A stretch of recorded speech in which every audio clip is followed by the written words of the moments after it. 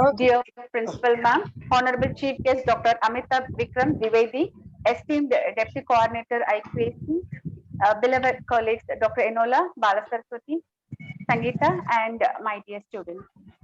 We have gathered here for EBSB, Ek Bharat, Shrishta Bharat, which means to celebrate the cultural vibrancy of Indian while establishing a strong mechanism to inculcate nationalism and cultural awareness among Indian citizens of our nation. EBSB was announced by the Honorable Prime Minister of India on 31st October 2015 on the occasion of 140th birth anniversary of Sardar Vallabhai Patel. It also to create an environment which promotes learning between states like Tamil Nadu and Kashmir by sharing best practices and Excuse me, ma. experiences. Not clear, ma. Yes, ma'am. Not clear, ma'am. Yes. Let me Not clear. take Please, others this mute. opportunity to welcome the gathering. Girls, could you please mute your mic, all of you? It gives me immense pleasure to welcome our beloved principal, Dr. Anuradha, for the EBSB one-day webinar. And I also personally thank her for giving me an opportunity to conduct this program. Welcome, dear ma'am, and also thank you. I'm much honored in welcoming our eminent scholar and today's chief guest, Dr. Amitabh Vikram Dwivedi, a certified faculty in the art of writing and public speaking by Harvard University. He is a faculty specialized in linguistics and literature at Sri Mata Vaishnav Devi University, India. His research interests include language documentation, writing descriptive grammar, and the preservation of rare and endangered languages in the South Asia. The National Digital Library of India, NDLI, Indian Ministry of Human Resource Development, features his 19 lectures in the public domain. Also, the UNESCO Atlas of the World's Languages in Danger refers to his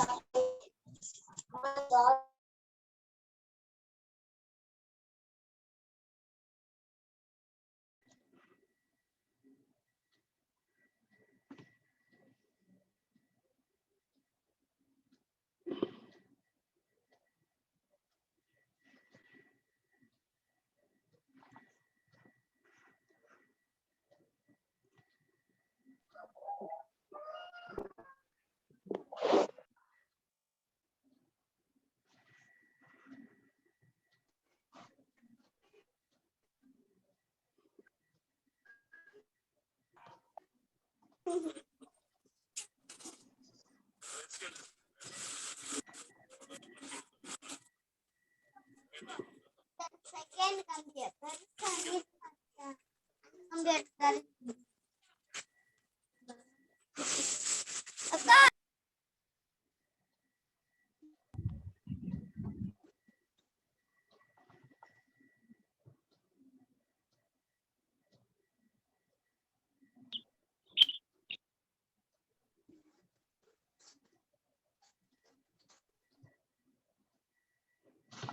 Dr. Sumati, I can't hear you. Please let me know when I need to start.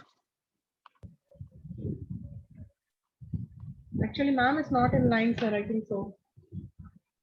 1 second, sir. I'll make a call to him, sir. To her, sir. Just a moment, sir. Didn't cut ஆயிடுச்சு madam உங்களுக்கு மறந்து கால் பண்ணுங்க madam. Yes, sir. Yes, sir. Ma'am, me.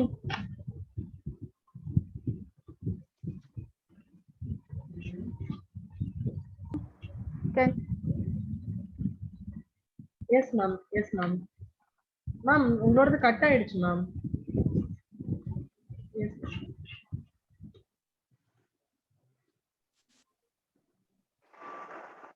Can you hear me, all of you? Yes, ma'am. Yes, ma'am. Yes, Now madam, we you are are, hearing you, Yes, ma'am. you are audible now. Shall I start from the first? Can start from the middle, ma'am. Shall I start from the first? Right from the beginning, you didn't hear me? No, we heard No, you madam, it halfway. was audible, Shall I madam, start? in between and up, madam. Okay. So, sir, I'm really very much proud of you and much honored to welcome you, sir. I also thank you personally on behalf of M.E. Mutia Government Arts College for having been accepted our invitation very generously to deliver lecture for our students on Ek Bharat and Shrishta Bharat. Once again, I extend a very warm welcome to you, sir. And also, I'm much privileged to welcome my colleagues and dear students for this EBSB session, which is very, very new to all of us. Thank you once again, and I extend you a very warm welcome to all of you. Over to Dr. Ramasamy. Good afternoon, friends. It's my pleasure to see you all in this online platform. It's my pleasure to request our ever supporting, ever motivating, ever encouraging principal, madam, to offer the presidential address. Madam, please. Ma'am. Thank you, sir. Thank you, sir. Namaskaram. Good afternoon, one and all. It's my immense pleasure Good afternoon. to welcome Rosa, Amitabh Vikram Viveti to our virtual platform with the topic Language Revitalization of Lesser Known Languages and Culture. As a language teacher, sir, I am very much particular not only about regional languages but also about our Indian languages. Sir, our divine classical Tamil poet Mahakavi Bharati, while worshipping our Bharat Mata, he starts with Himalayas. He says that it stands forever by fabulous fame in the world. Mannum Imayamalai, Yengal Malaye.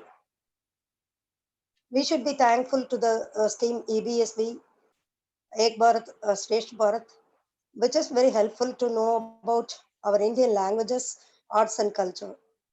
Through these programs, we can contribute so many things to our Indian heritage. Sir, we admire Kashmir through our movies only, sir, and you are the next person to picturize Kashmir with its language Kashmiri. It's an EBSB program conducted by our IKSC. I would like to appreciate our IKSC coordinators, Dr. K.M. Sumati, Assistant Professor, Department of English, and our college librarian, Dr. K. Ramasamy. Sir, we, Tamil Nadu, Dindukal, MBM Government Arts College for Women, people are eagerly waiting for your valuable lecture, sir. Welcome, sir. Thank you, one and all. Thank you, madam, for your concise and informative presidential address. We are always blessed to have a principal like you, madam. Thank you, madam. Over to Sumati, madam, please. Ma'am? May I request? Yes, sir. Can you hear me, sir? Yes, May madam. I Yes, madam. call Please, upon please. our chief guest, Dr. Amitabh Vikram Dwivedi, to deliver lecture on his specialized expertise title. Please come, sir. Thank you, one and all. And particularly, I would like to thank Principal Madam and Dr. Sumati for inviting me. And as you know that I'll be talking about the lesser known languages of Jammu and Kashmir region. And particularly, I'll be dealing with some revitalization techniques, some immersion methods that can be used elsewhere as well when someone undertakes the task of documenting the language or documenting the culture, or anyone who is interested to conduct a future research on Indian topics, then for that particular person, this research is going to be immensely helpful as well. So I'll be dealing with little bit of theoretical things, little bit of cultural and language issues that are there. And I will also show you certain videos, clippings, demonstrating certain folk dance and some rituals and practices that are there, farming practices that are there in Jammu and Kashmir region. So it will be a package. The entire presentation that I'm going to deliver will be in a form of a package for all of you. So I hope you will like that presentation. And I have also prepared a PPT, and I would request the host to allow me to share, because I can see the message host disabled participant screen sharing. So I request host to allow me to share. Then I will start my presentation. Hello, madam. Please enable the guest to share the screen, madam. Yes, sir. Yes, sir. Bala, Yes, sir. Yes, sir. Bala, please enable it, Bala. Yeah, yeah, yeah.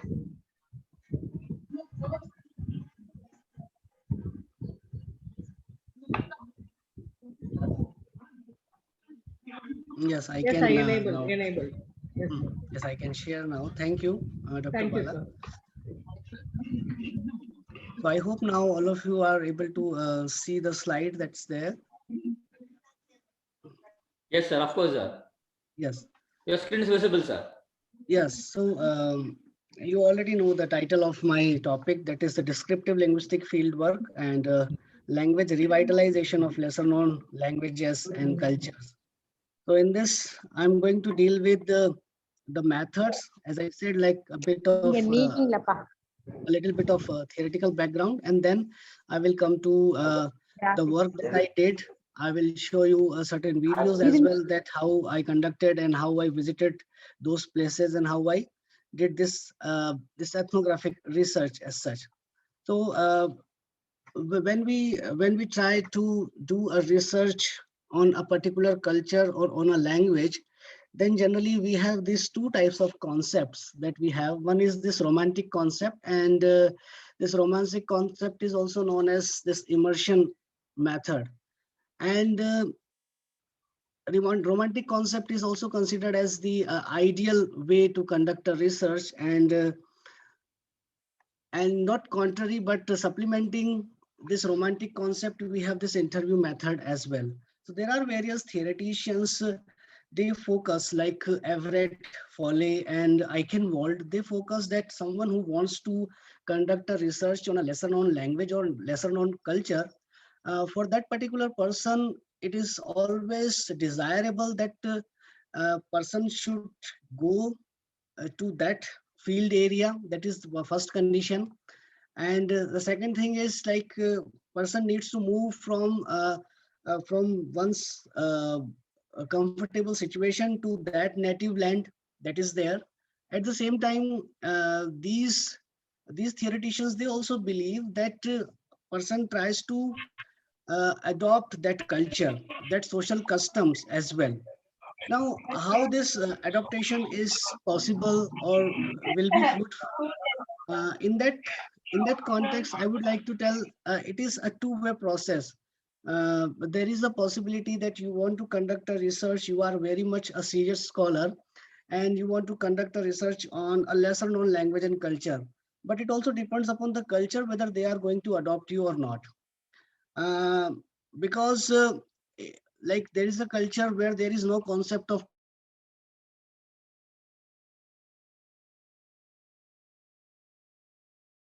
there are many cultures, let's say like Java people, they do not have the concept of, let's say, sleepers, lock, money, and all such things.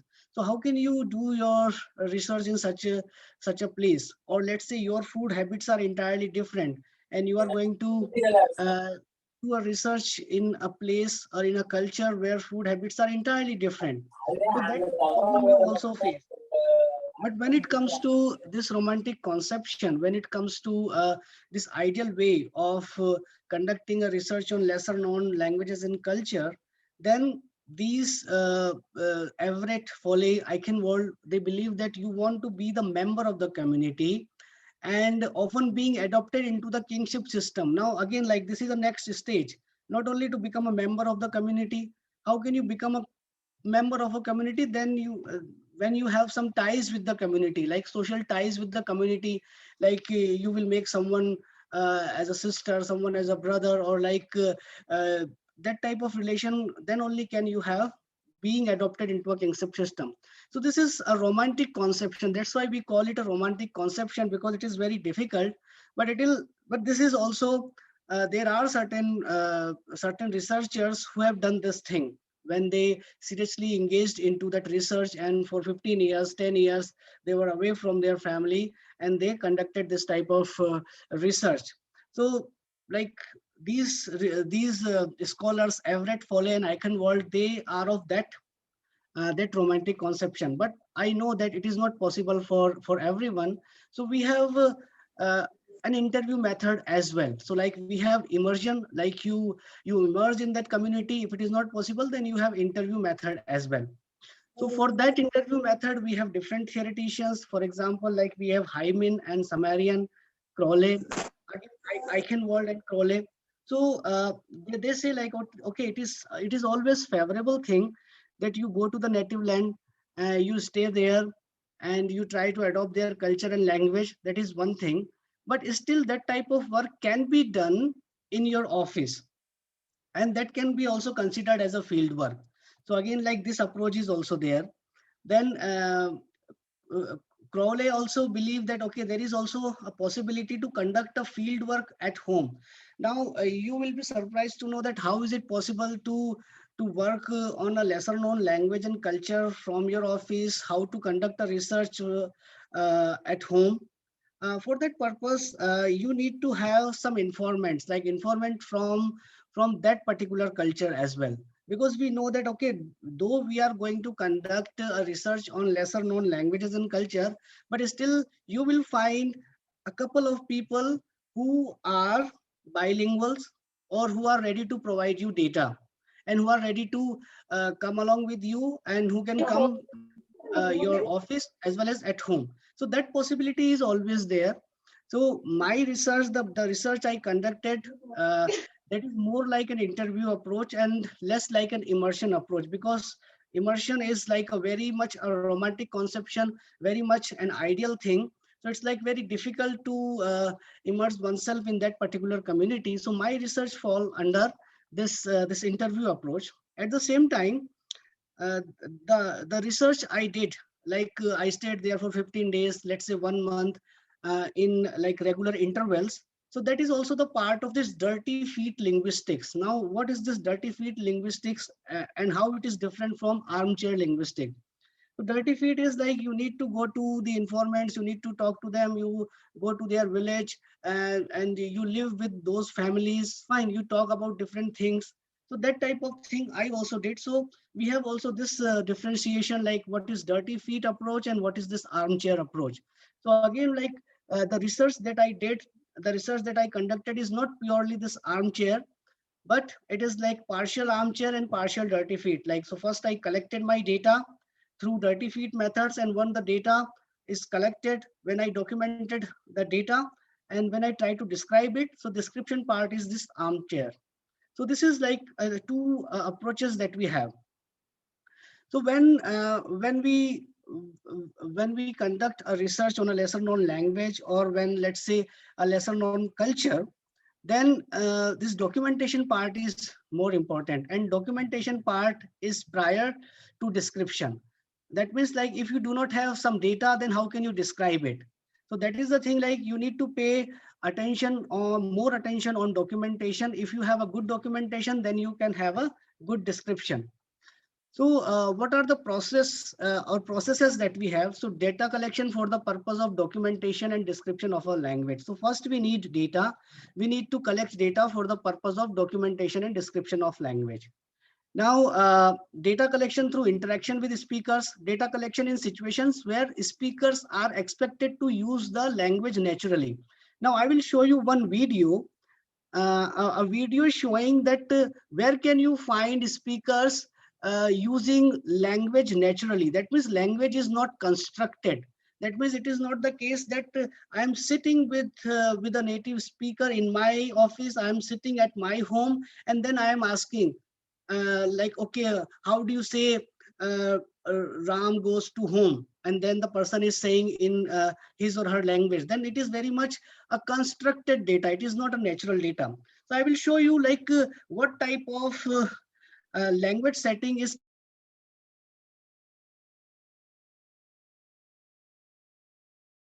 2 to 3 minutes. So you will understand that what do I mean by am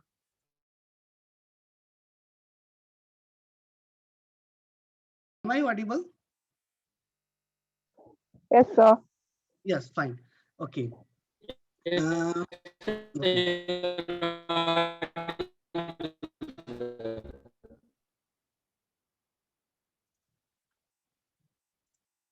So let me share a different screen. Yes, so that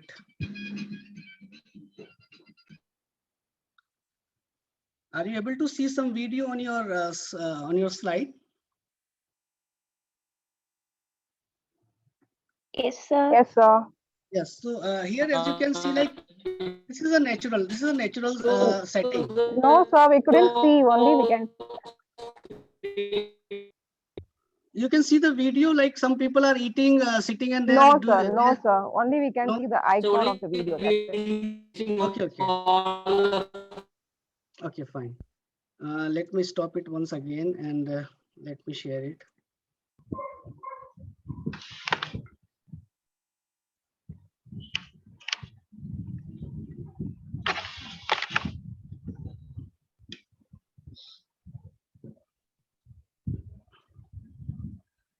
Are you seeing video? Not at No, sir. sir. No, sir. Only window is there, sir, with listing all the videos. Okay. Mm. I think you have to play the video, sir. Yes, I'm playing it, but I don't know why it's not showing.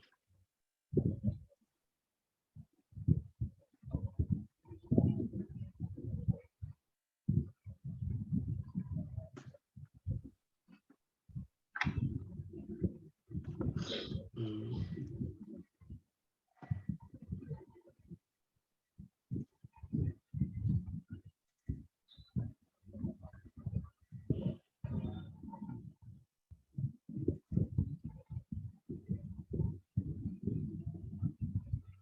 Are you seeing? No, still no No, luck. sir.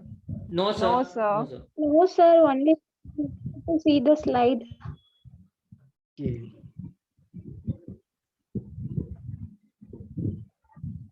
Mm.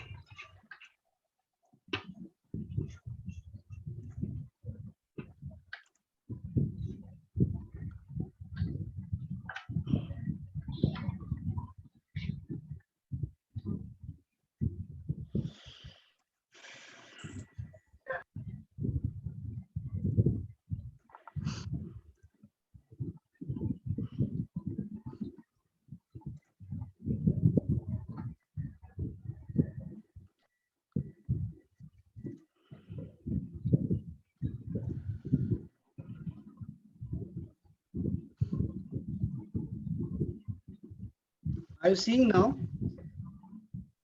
No, sir. Only screen is there. Only your desktop is visible, sir.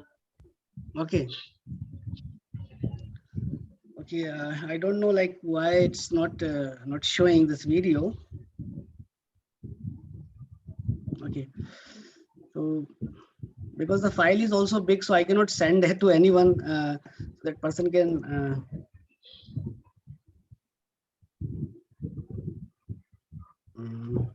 Okay, let me do the last try. Mm.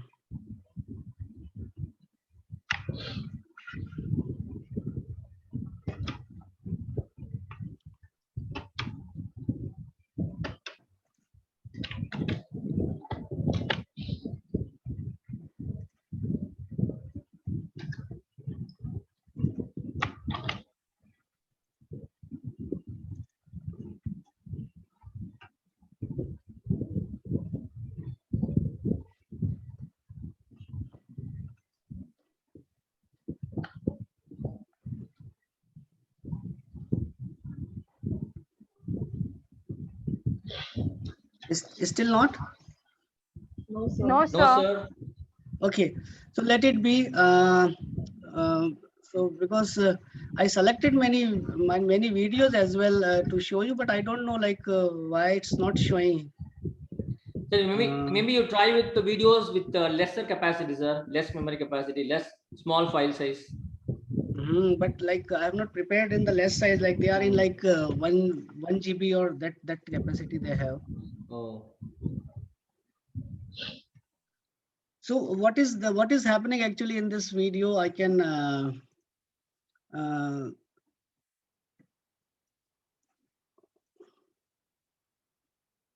so what you are seeing now? You are seeing my desktop or what you are seeing? Yes, Your sir. desktop is We visible, are sir. seeing your desktop, sir. So on desktop there is also a video playing. Can you see that video? No, No, sir. sir. No, sir. Okay, fine. Only list is there, sir. Okay, fine.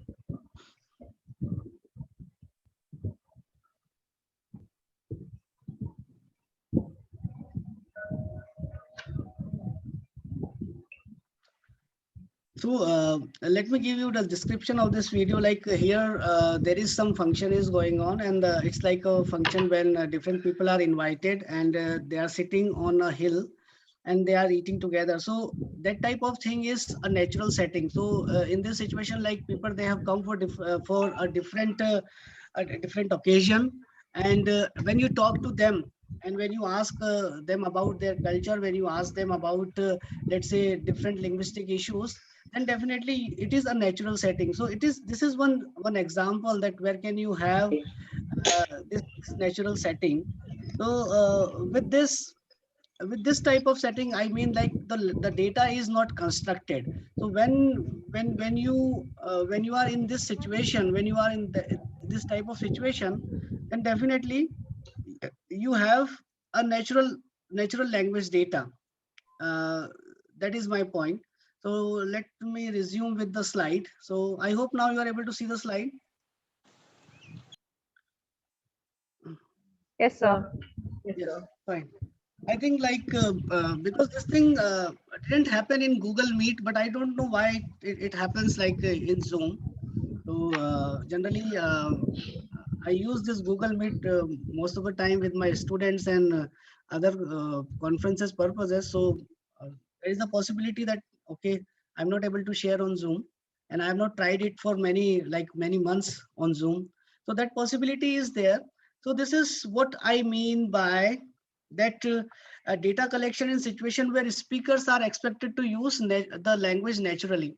I am a field linguist. I work on languages, so I have used the language naturally. But someone who is working, let's say, on folklore, someone who is working on, let's say, folk tales. So that person, again, like it's a language data, it's a part of oral literature. But that thing also, something should come naturally. It is not the case like the data is coming, is constructed. So that I mean that data collection for the purpose of documentation is very important, because once you have collected the data, then comes the description part. So if you have good data, then the research you conduct is going to be a good research. And once you collect data, then obviously like it's a natural setting and you need to interact with the speakers. So these are the things that we have. Now, when it comes to documentation and when it comes to description, then again the theoreticians, they have different minds. Like certain theoreticians, they focus on that documentary and descriptive part are independent.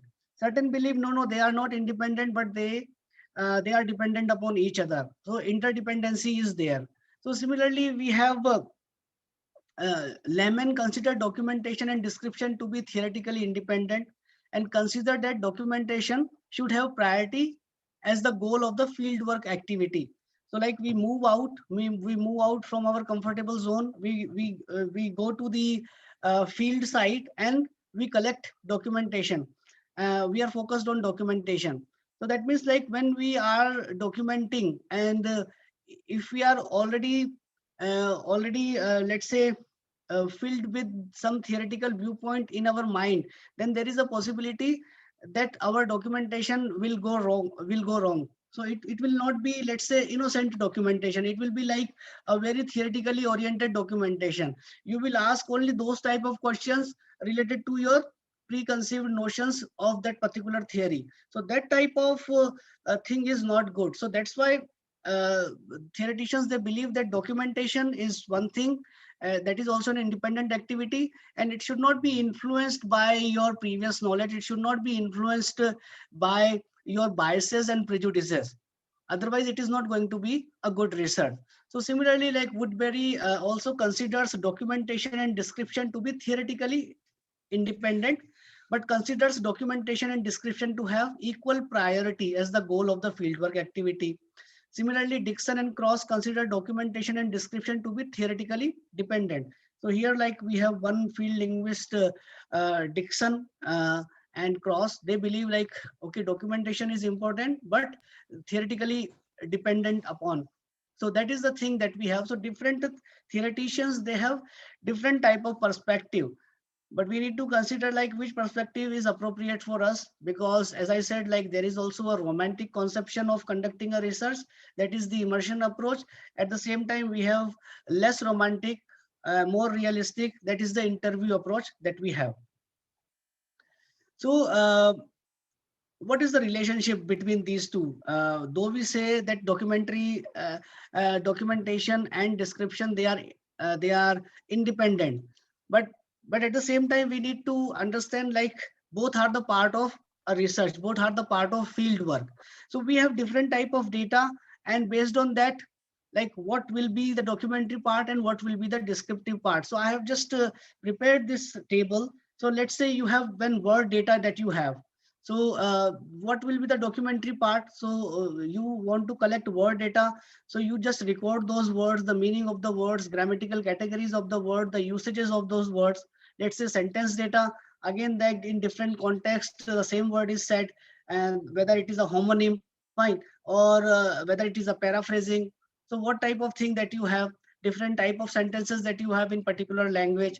So that recording that you have, discourse data, like generally in syntax, the largest unit of study is a sentence, but beyond sentence, discourse starts when more than one sentence, they are interdependent upon each other. So when it is a discourse data, let's say you are conducting a research where you have let's say folk tales or folklores, then obviously it is going to be a text recording. So as you can see, like in most of the in the documentation part, you have recording. So recording is common irrespective of the fact whether you are doing word recording, sentence recording, text recording. You can record in the form of like pen and paper, audio recording, video recording, any type of recording that you do that falls under documentation. So word recording will help you to compile a dictionary. Sentence recording, like you can analyze sentence examples, like you can write a very fine linguistic grammar. Text recording, you can analyze text differently, and you can write reference grammars as well. So that type of thing that we have, and also things I did when I conducted my research. But at the same time, when you are working on lesser known languages or lesser known cultures, then also you need to cross question yourself that what is the status of that particular culture and language, because we have three types of categorization. So first type of categorization is like language or cultural revitalization, language or cultural renewal, or language or culture reclamation. So these three type of thing is there. Now, what is the language revitalization? My work is mostly the language revitalization. That means speakers, they are speaking that language. So this is a situation where the linguistic fieldwork can help with taking stock of the existing documentation. So that is the thing, like existing documentation, and can add to it. In my case, because I worked on these lesser known languages, and I documented those languages, and I wrote reference grammars for those particular languages that I will discuss in the future part, in the next part of this presentation. So it is like I didn't find any existing documentation, but there were speakers. Speakers were very much there. So my part falls under language revitalization. Then you have another situation that is known as language renewal. Now, what type of situation is language renewal? So this is a situation where the linguistic field worker can help people jog their memories, for example, by suggesting forms on the basis of what they know of related languages. So there are no remaining speakers, but people remember some words or phrases. So this type of situation is very close to language death or cultural death. Now, what is this language death and cultural death? That means like speakers, they have made a shift from one culture to another culture. They have forgotten their culture. They have forgotten their languages. They have stopped using their cultural practices and languages. So this type of thing is also there. And in such a situation, everything is in the memory of those speakers who are still alive, but they have partially forgotten their cultures and their languages. So that type of situation is there. In my case, like I didn't face this type of situation because my work broadly falls under language revitalization. Now, what is this language reclamation situation? So this is a situation where field workers can be of no direct help. So that means like there is no person alive that is speaking that language, and neither it is in the memory of those speakers. So that type of situation is there. And in that type of situation, if something is previously documented and it is archived somewhere, that type of material can help in this language reclamation situation that you have. So these three type of situation that we have. So when you undertake the task, you need to decide like my research falls under which one. Now comes to this the map of India that you have, and it is like the extended map of India. That means language wise we have colored certain regions. So we have like these language families that we have, and as you can see, like Indo-Aryan is the largest one. So this Indo-Aryan is the largest one, and then the second is the Dravidian languages that we have in the blue. So yellow is Indo-Aryan, and as you can see, this Tibeto-Burman area is also there, that is orange. Fine. So likewise, this is a map that highlights South Asian language families. So we have one family, Indo-Aryan language family. Another family is Iranian languages, Nuristani languages, Dravidian languages, Austro-Asiatic languages, Tibeto-Burman languages, and certain are unclassified. So these are known as language isolates, which are unclassified languages. So that map is also once you are working on a culture and if you want to show like where, then these maps are create a special reality for your reader. So they will easily locate, okay, this place you have touched upon, or this place you have conducted your research. So these maps are very beneficial, very helpful when you want to create a special dimension of your research. At the same time, this type of diagrams also are quite helpful when you are working on cultures because it shows interrelatedness. Now, as you can see on the top, it is Proto-Indo-European. And under Proto-Indo-European, you find Hindi language, English language, German language. That means the Proto-Indo-European is like a great grandmother, and these all have come out from that. So Hindi has some relation with English, English has some relation with let's say Romanian language or Germanic language or Iranian language, and this also shows like very systematically that where your language falls. So as you can see, the languages, Indo-Iranian languages, generally they fall under Indo-Iranian. So in Indo-Iranian, we have Indo-Aryan, that is Indic, and in Indic like Sanskrit, Bengali, Hindi, Urdu. So the languages that I worked upon, that I conducted research on, those languages, they also fall under Indo-Iranian, then Indo-Aryan, and then like the languages that we have. So this type of map is there. So it's like, it looks like on one page, but it covers like half of the world. As you can see, like somewhere this Germanic, under Germanic, you have English language, because English is a Germanic language, as you already know. But English is more close to Frisian language than the German language at the present time. So like you can see, like West Germanic, you have Anglo-Frisian, Old Dutch, and Old High German likewise that you have. So here it is like a larger view, and now we are focusing on only this part, Indo-Iranian part, as you can see. So in the next, so this is like Indo-Iranian part, and Indo-Iranian comes like Indo-Aryan, and then Vedic Sanskrit, Prakrit, and Sursheni. Fine. So from Sursheni, generally we have this Hindi language, but as you can see, like this Central Indic, and you have Western Indic and Pahadi. So my work falls under this Western Indic, that means Western Pahadi languages. So it's like in the north, we have this Dogri, Potwari, all these languages that are there.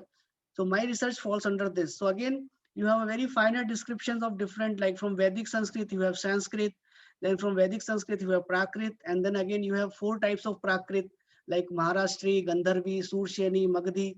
Then most of the languages that we spoke in the present time, they have come from Sursheni Abhransh. So that is like the Indic, particularly when it comes to Indo-Aryan language. So now it's like very large, it's the largest one, or you can say larger, and then the large view. So now this is the Indo-Aryan family that we have. And under Indo-Aryan family, like inner belt, we have then mediate and outer. So mine is the inner one, and particularly the Pahadi one. And I have worked on these 5-6 languages, as you can see. They fall under Western Pahadi language. Bhadarwai is one such language. Saraji is another such language. Dogri, Bhalesi, Gujri, and Saruri. So there is a project that I did with ICSSR, and that was on the comprehensive study of art, culture, and languages of Jammu and Kashmir. And I provide a sketch, an outline of these 6 languages.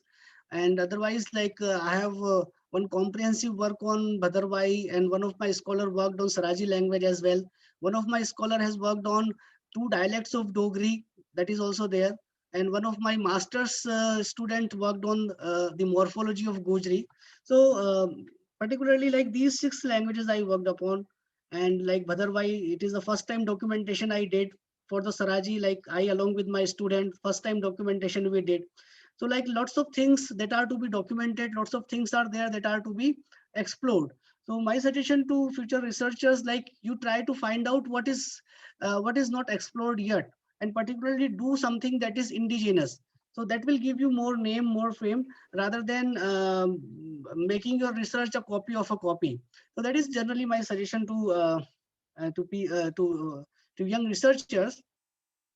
So again, like now it is very much focused, and as you can see the map of geographical areas of Jammu and Kashmir, and this part is like Pak occupied Kashmir that we have, this A, B, C, D, E. So we have these areas, like these areas that we have, and in these areas, as you can see, like these are the districts that we have in the colors. So Saruri is spoken in 10th. So like this is the region where Saruri is spoken. Then Bhadarwai is spoken in 8th. So here very easily we can locate like which place and which language is spoken in that place. Bhalesi is spoken in district 10 and 8. Saraji is spoken in 9 and 8. Then Dogri, it's like a major language in Jammu and Kashmir. So it's like 1, 2, 3, 4, 5. So like 5 districts you have. Then Gujri is also spoken in 4, 5 places that we have, because generally the speakers of Gujri, they are Bohemian type. So like Gujars, they move from one place to another. They won't stay at a place for, let's say, 2 to 3 months. So that's why you can find like 5 districts we have, but they are less in numbers. So that type of thing that we have. So this is again a way you can show your research that where it is located properly. Then these are my books that I have worked on, and these books, they are published from Linkom Europa, Munich, Germany. So like one such work is with my research scholar Dogri and its dialect, a comparative study of Kandi and Pahadi Dogri. Then this work, a grammar of Bhadarwai, I did in 2013. And the grammar of Saraji, this is again with my research scholar Ravi Parihar. So this published in 2020. So like these 3 works, they are already published that we have. Now you can also see a tabular form. In a tabular form, previously we have seen in the map, but here you can see that these are the districts, and in various districts, like the languages they are spoken. So again, this type of classification you can also make, like in Kathua, Jammu and Samba, these are district Hindi and Dogri spoken. In Udhampur, Riyasi, Dogri.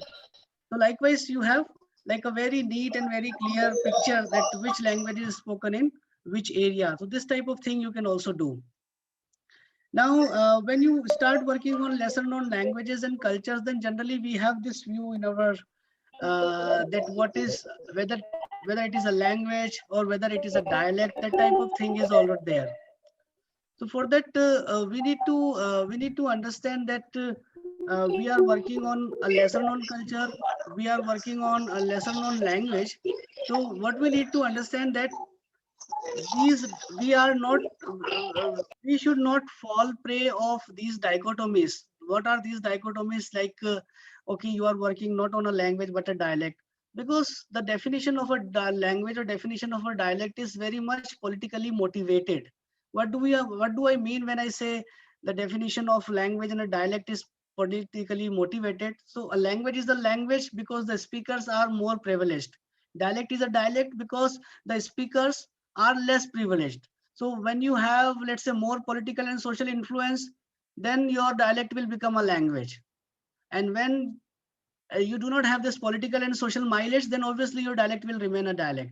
So the responsibility is, the onus is on the shoulders of the speakers, like how much they love first with their language, how much do they care about their culture. So if you speak about your language, you speak about your culture, then definitely the authorities, they are going to listen about it. And if you stop working on those languages, then no one is going to take care of them. So this thing is like stated by Marx Weinrich, that a language is a dialect with an army and a navy.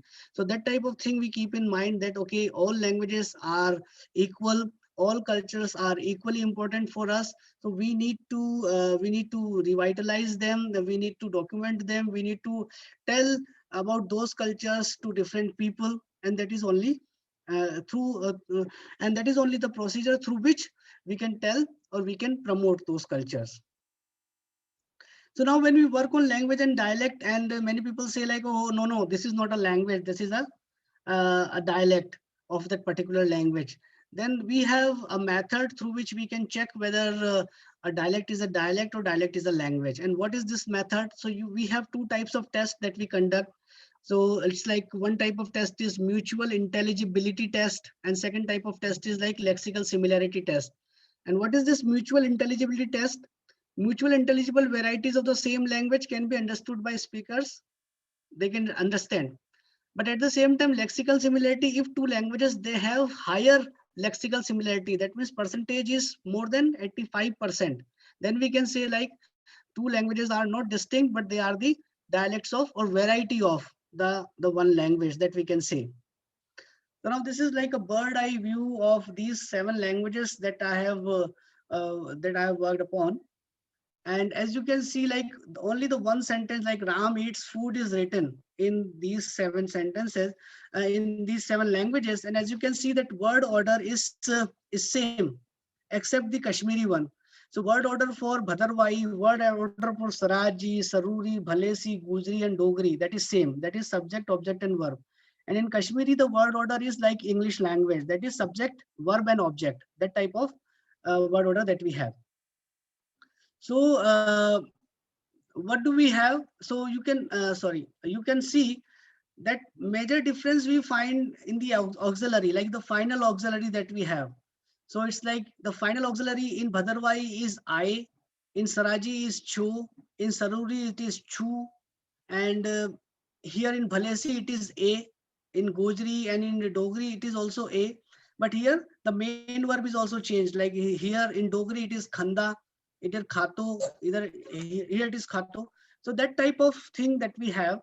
So this is purely a linguistic one. So you can see that though you can see like not much very difference, but difference in verb and difference in auxiliary. This is only in one sentence. So if you work on the entire grammar, then how much difference you are going to find out. So this is like the word orders of the languages that are spoken in Jammu and Kashmir. At the same time, let's say you are not a linguist and you do not know much about the languages, then what type of research you can conduct? So you can like also, you can do a structural analysis of proverbs. Let's say you can categorize proverbs in the term of like if then, if X then Y. So like, or you can have a different type of structure, better X then Y. So you have like either X or Y, or neither X nor Y, or X happens but Y does not happen, and vice versa. So that type of thing is there. So first you need to write that thing in IPA. IPA is International Phonetic Alphabet. Generally we use so that everyone can read that particular text. Then we provide word-to-word translation, then the literal translation provide, and then the English equivalent if you find it. So this type of way is also there. So let's say you just want to document folk tales, you want to document folklores. So again, you need to provide these 4 types of scripts like IPA, word-to-word, literal, and English equivalent. So that type of thing that you can conduct. So this is on the Dogri proverbs. So these are the proverbs, like different proverbs you have. Then you can categorize in terms of like proverbs related to animal, birds, and insects. So like here we have a proverb, "Oont de gal tal banna," fine. So incompatible match. So this is like, then you have related to bed bugs like pissu pai jana, fine, to have doubts in mind, and pissu pai jana. So it's the bug that you have. Then you have Titar hoi jana, to run very swiftly. Then Chinia Mindinia, fine, sparrows crush, to oppress powerless people. So like that type of categorization. So a taxonomy is important, and how you are categorizing those things into. For example, you are conducting a research, let's say on folklores, then you can divide those folklores related to certain kingship terms, related to stories of, like say, kings and queens. Some superstition things are there, some supernatural elements are there. So that type of categorization you can also make. Similarly, words related to animals, birds, and insects, fine. So that type of thing is also there, like ghoda banana, so to be submissive, horse to make, fine. Then kutte di naad hona, like to be insolent like a dog. So that type of thing you can also do. So this is like a performance my student they did few years back, and all these students, they are performing on Dogri folk songs. So once this presentation is over, I will also try once again to show you some video if there is a possibility. And so here, like, they are in the colorful attires and the Dogri cultural folk song they are performing in this picture. Then I have a video entire of this farming in Bhadarwai. So like this is how farmers, they it's not farming, but generally they are just doing a post farming activity that we have. So this activity and video of this thing I have, I will try to show you if it is possible. Then you can also have pics of the informants, like this is one family, a couple of family that we have, and certain informants, they are quite eager to talk to you, and they provide the data very happily. So that type of picture will also be like a memory in your research. So that type of thing that we have, and this is all about my presentation. And let me try once again to show you the videos if it is possible. I don't know whether it will be possible or not, but let me try once again.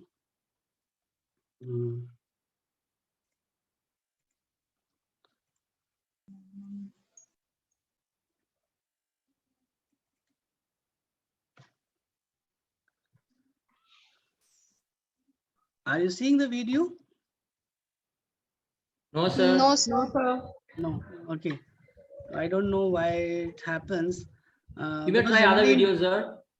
Other video, yeah, that is a good thing. Yeah, other video I may try. Yes. Well, let me stop this, and again.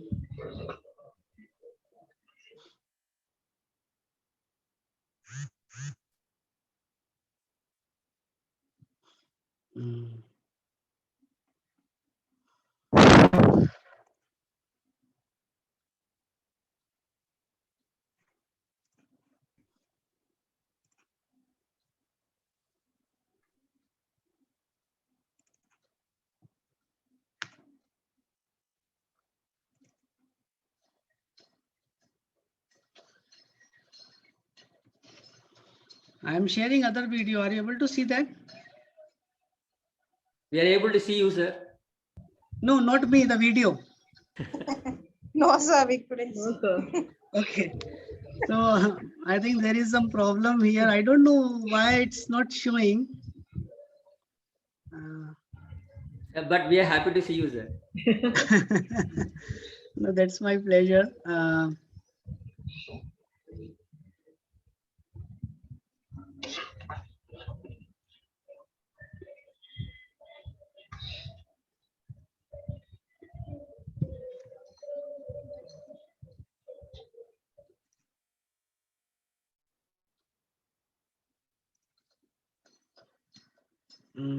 There is some problem.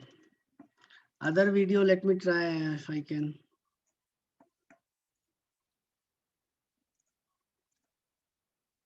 Screen share.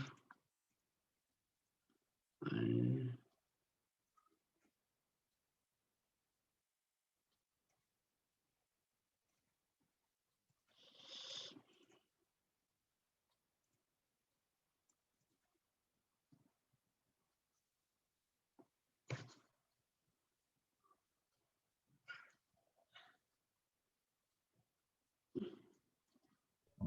any luck? No, We are also sir. waiting, sir. No.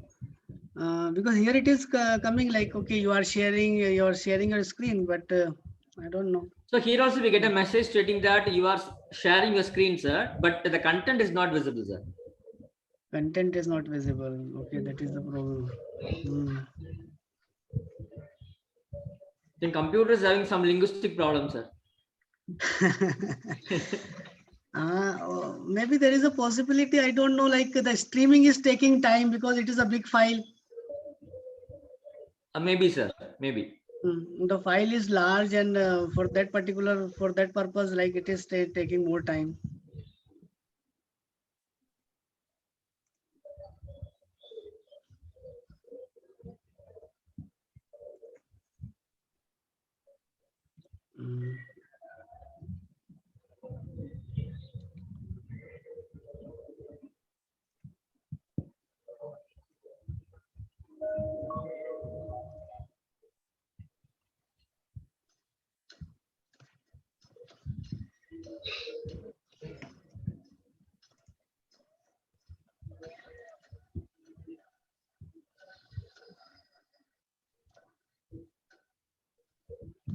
Because I do not have the link, because these videos are not uploaded on YouTube as well. So that's why I cannot share the link with you. That is. So this is from my end, and if anyone has any question, then definitely I would be happy to answer that. Sir? Yes. Sir, tell something about your different kinds of food you eat, sir. We are interested to know what kind of food you have for your breakfast, lunch, something that you know in Jammu and Kashmir. Anything special in your part?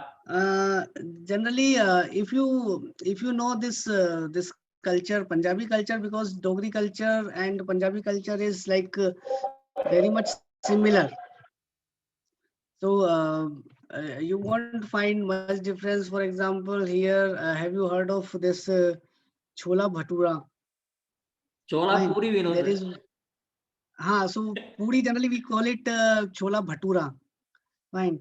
So that is there, and it's not like exactly the puri, but it has like a different shape, and size is a bit larger. So that one food is there, and we have this food like rajma chawal. So chawal you already know, but there is a difference in the variety of the chawal South Indian people eat and the North Indian people eat. So here we have a different variety of rice that we use. So rajma is like rajma with chawal, that is quite popular dish that we have. And in North India, generally we have lots of sweet dishes as well. So sweets are in abundance. You can say, like once you go to a sweet shop, then you will find like 50, 60, 70 types of sweets, different varieties. So that's quite a peculiar thing that we have in North India. And more stuff of flour you will have than the rice. So though we are also rice eaters, but not all the time. Like, okay, once in a day, or like let's say once in 3 days or in a week, that is fine. But most of the time, like we eat wheat, and we prefer eat over rice. So that is our preference. And even like nowadays we have lots of joints or South Indian joints that we have. But again, the South Indian joints, they are again localized. So like uh, we have like transformed their taste to our taste buds. So it's like even like we have these things, like sometimes my wife also once in a week she prepares let's say idli dosa for me. So once in a week we Oh, that's have great. idli dosa. So that we have.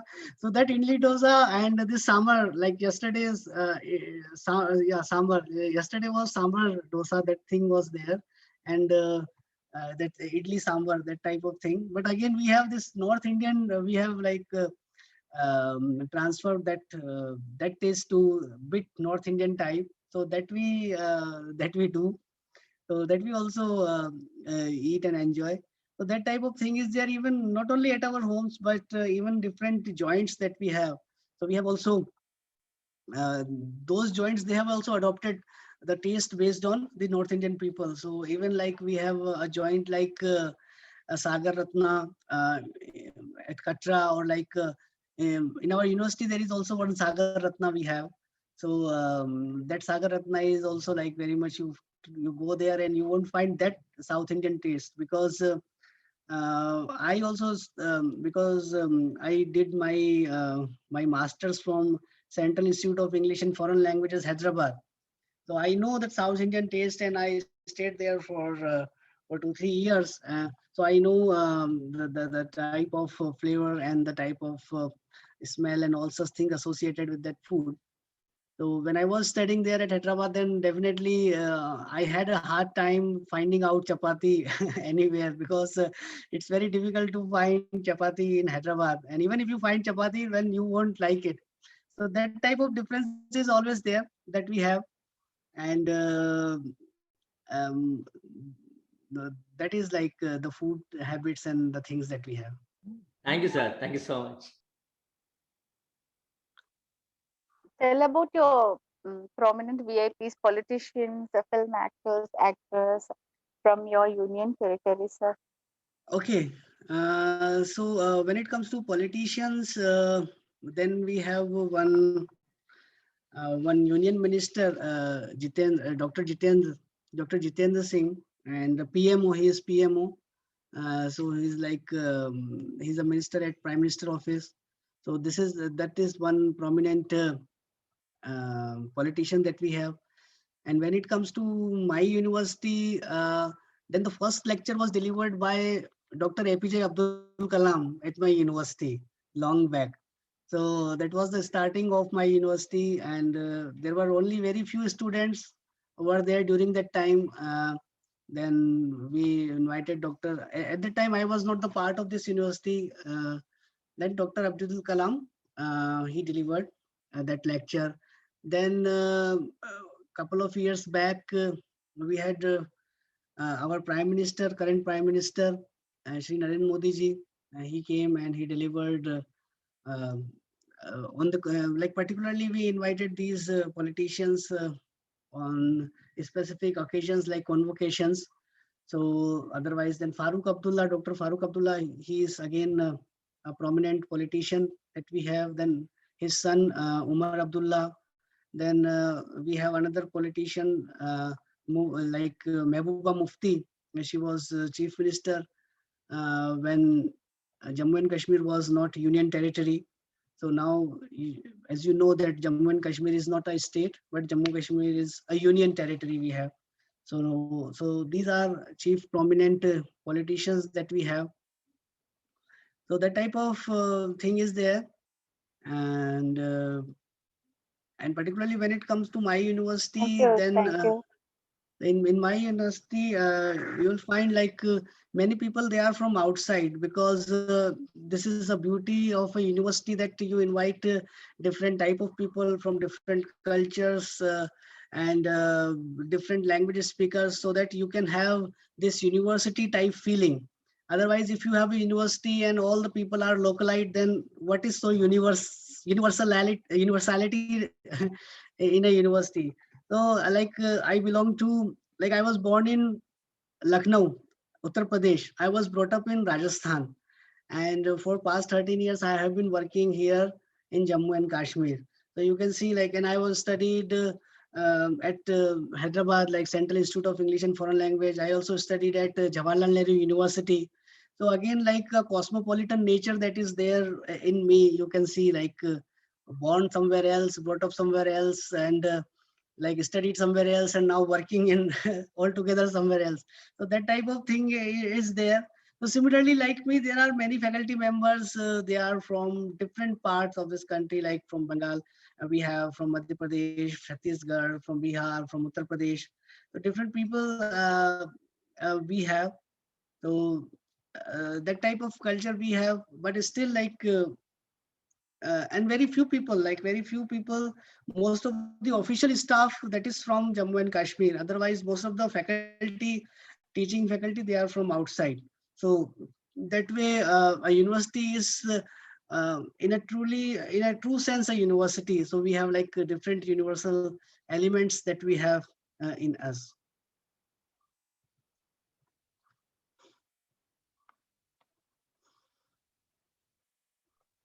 Thank you, Amitabh. Thank you. I have read next that the Pandit family, Jawaharlal Nehru family, they all from Kashmir. They migrated from Kashmir. Yeah, they belong to Kashmir. And then Nehru means near to Neher. Neher means like a stream that you have, a man-made constructed stream that you have. So that is a Neher actually in Hindi word Neher. And from that Nehru is there. So like resident, a resident who resides or like who belongs to a region that is near to a Neher, near to that stream, a man-made stream. So that is like a Neher that you have.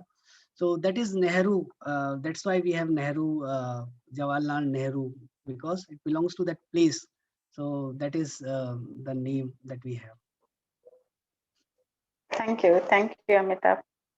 Girls, you have any questions or you like to interact with Dr. Amitabh?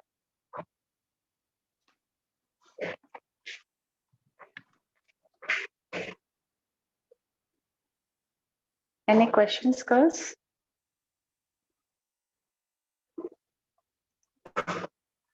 All are very quiet. Sir? Sir, speak few words in Kashmir, sir, Kashmir language. Speak in Kashmiri language, please. I don't know Kashmiri language. I know I have worked on different languages, but particularly Kashmiri languages, I have not like, I have not tried to speak like Kashmiri language. So even if we will not be able to find any mistakes, sir. No problem, sir. That I know that you will not be able to find any mistake. So there is one proverb reminds me, but it is not from Kashmiri language, but it is from the Dogri language. That is, you have a gemination here of a consonant sound. So I remember this this proverb that is like Jinna lamba, unna nikamma. Fine. So that proverb is there, and proverbs are quite witty, and they are like one line wonder that you have. Jinna lamba. Jinna lamba means like a person is very tall. So Jinna lamba, like a person is very tall, and your expectations are more, but on the contrary, the person is very lazy. Unna nikamma. Nikamma means like not ready to do any work. So like that type of thing is there. Like the person is very tall, like a very big build, and you expect that the person will do lots of things, but the person is so lazy, person is not doing anything. Jinna lamma unna nikamma. So that one proverb that you have in the Dogri language that we have. Thank you, sir. Thank you, Amitabh. Shall I call upon Dr. Ramasamy to propose vote of thanks? Yes, madam. Thank you, madam. Dear friends, let me take this opportunity to thank everybody who is behind the screen and the outset. Let me take this opportunity to thank our principal ma'am for all her encouraging words and all her supporting deeds. Thank you, madam. Thank you so much. On behalf of IQSC and behalf of the entire college, I thank you, ma'am. Then I would like to thank our resource person, a very young, a pleasant, a smiling resource person we had today. So I was lucky enough to listen to your entire presentation Though I am a social science researcher, this is the first time I have listened to a literate person talking on a kind of research that can be done in English language or any other language for that matter. I was really impressed. You are really a linguistic field worker. I could learn a lot of new things today, not only myself, even all the participants. The kind of methods that can be adapted to learn and research on lesser known languages like immersion method and interview method, and the terms like dirty feet linguistic method and armchair linguistic method is something very new to me. And you are emphasized on the importance of natural data rather than the constructed data, and the differentiation you had shown to us on documentation and description, and your point on not having any bias or prejudice in the description work, and the difference between documentation and description tools, and your role in language revitalization rather than language renewal and reclamation. Sir, we are really saluting you, sir, for having revitalizing the lesser known languages. You are telling about Sargi, I think. You have created a first documentation for the particular language.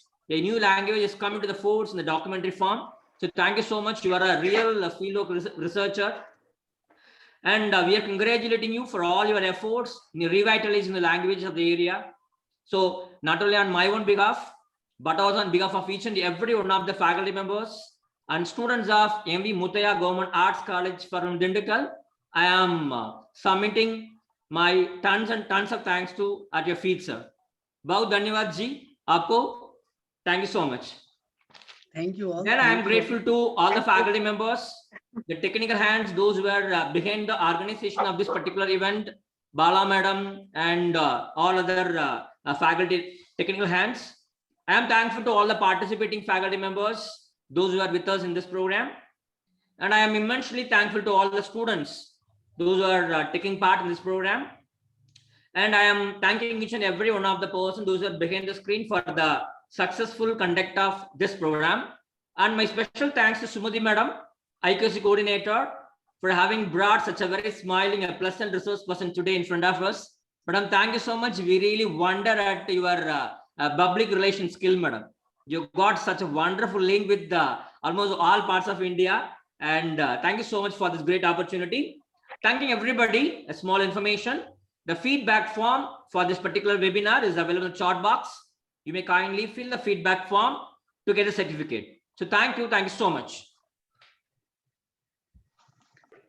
Amitabh, thank you so much, Amitabh. Really, what Dr. Ramasamy Sopar talking about your knowledge, your resourcefulness.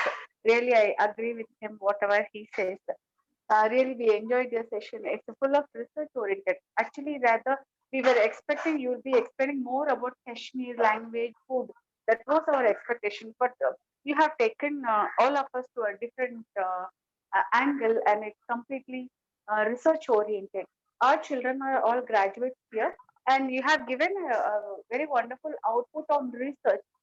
And totally, we were completely taken to a complete different angle of thought, research oriented completely. Really, we enjoyed the session.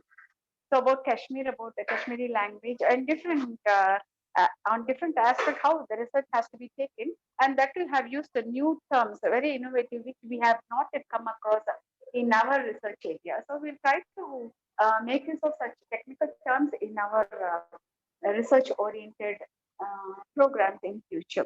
So we'll stay connected. We'll keep in touch with you, sir, and happy to be connected. And all the way you have spent your precious time, and you have given a wonderful lecture and spent a wonderful session with us. Thank you so much, sir. Thank you. Thank you, ma'am. With your permission, may I leave now the session?